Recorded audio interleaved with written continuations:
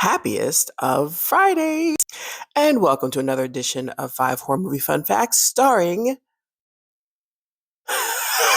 Yeah, I'm not feeling great today, but we're just going to keep it pushing. So let's just jump right into today's movie. And this one, I feel like I've done before, and it might be just because I've talked about this movie before. It's one of my favorite good bad movies.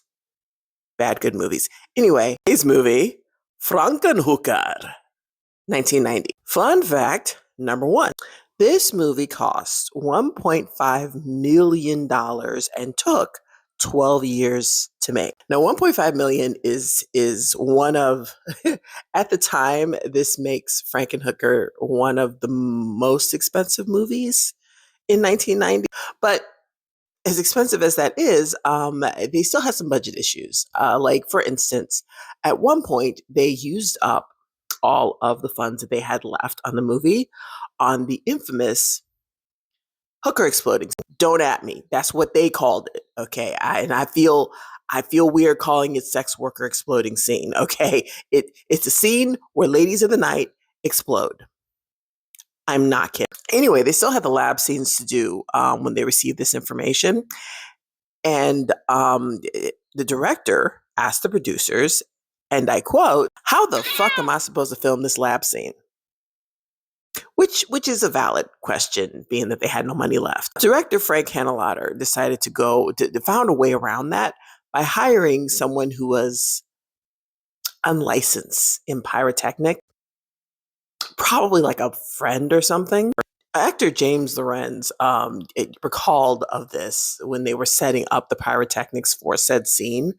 That the guy, when he finished setting up, said something to the effect of, "Don't worry, it's probably safe." Anyway, fun fact number two: in the opening scene during the birthday party, actress Patty Mullen, who plays the titular Frankenhooker, she had to wear body padding over her body to make her appear a little chubby. I know by 2025 standards, this is pretty much average size of a woman. But back in the 80s and early 90s, yeah, women were quite thin. But it was done on purpose because they wanted to create the illusion that the body that the character Elizabeth now has when she becomes Frankenhooker is not hers. It's the body of other ladies of the night. And speaking of body parts, fun fact number three. And this is going to be the reason why this video is going to be marked for 18 and up on here right now. I'm still going to censor this as much as I can, just the same, because I'm posting this on other platforms. But when Elizabeth Shelley becomes Frankenhooker, there is a reveal of her. She's got purple headlights. Now, when they reveal that she has purple headlights, they were originally going to also include a purple runway, a landing strip, if you will. They had to take it out because they were actually trying to dye it on the body double. This is 1990, okay, guys. So this was before the age of safe techniques to dye one's landing strip. But they couldn't, outside of that, they couldn't get the right shade of purple, apparently. So they just took it out.